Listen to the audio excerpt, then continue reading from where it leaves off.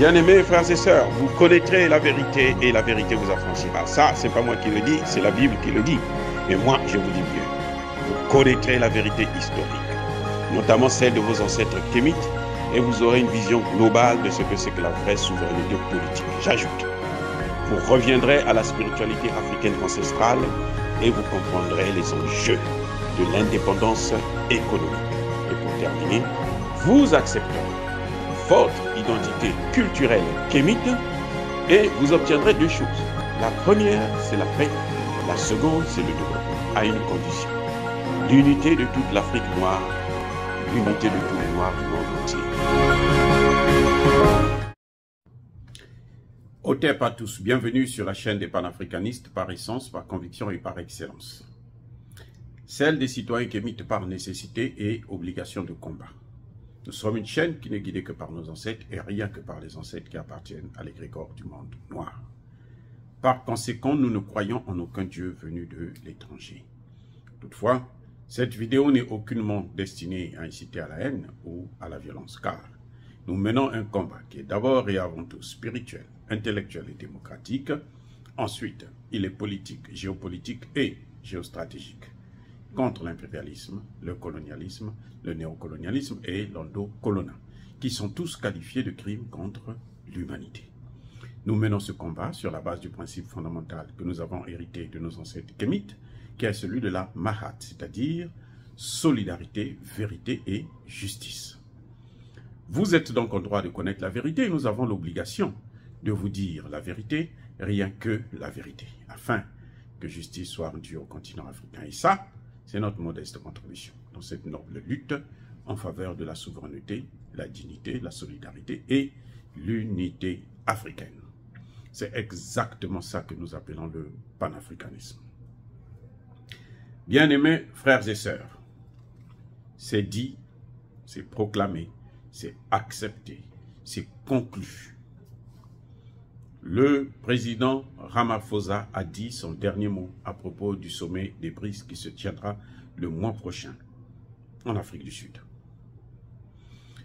Tous les pays, tous les membres des BRICS sont d'accord que le sommet ne se tiendra pas par vidéoconférence. C'est un sommet où la présence physique de tous les membres est obligatoire.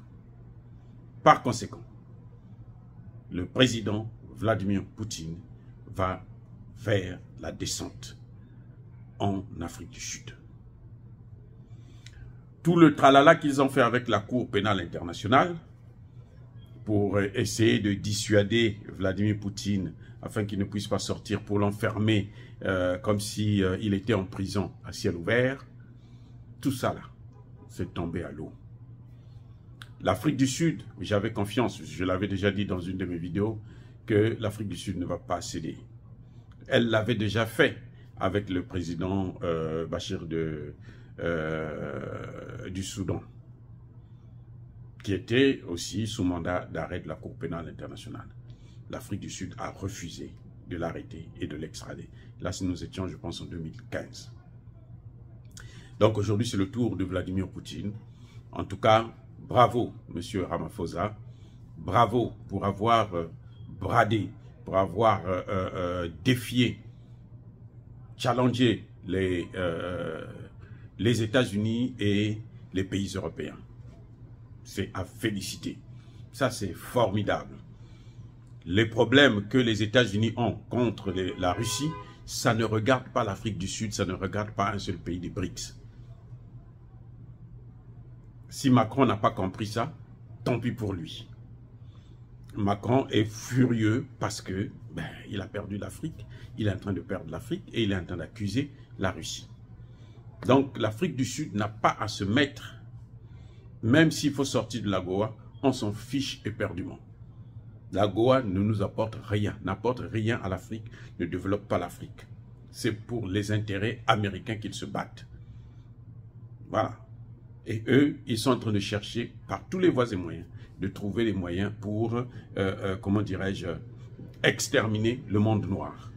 Ce qu'ils ne pourront pas faire parce que Ce n'est pas eux qui nous ont crié, c'est le Dieu qui nous a crié. Et ce Dieu-là n'a pas encore dit son dernier mot. Donc, en tout cas, Vladimir Poutine a l'obligation d'être physiquement en Afrique du Sud. Donc, Vladimir Poutine fera le déplacement. Tant pis pour l'Ukraine,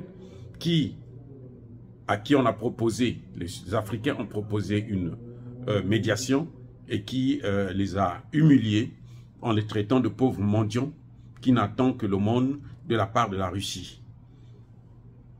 Ils vont savoir que l'Afrique n'est plus à vendre, l'Afrique n'est plus à recoloniser, l'Afrique n'est plus à prendre en esclavage. Dire cela, c'est inciter à la haine ou à la violence. Non, Yaba colère Yamalembe. Encore une fois, bien-aimés frères et sœurs, soyez bénis, je persiste et je signe, soyez abondamment bénis. Mais que tous ceux qui persécutent le continent africain le pillent et le déstabilisent, qu'ils soient noirs, blancs, chinois, arabes, indiens, qui qu'ils soient maudits, punis, foudroyés, neutralisés, effacés, écrasés par ce Dieu des Kémites et par nos ancêtres angélisés. Vive l'Afrique éternelle, j'ai dit et j'assume.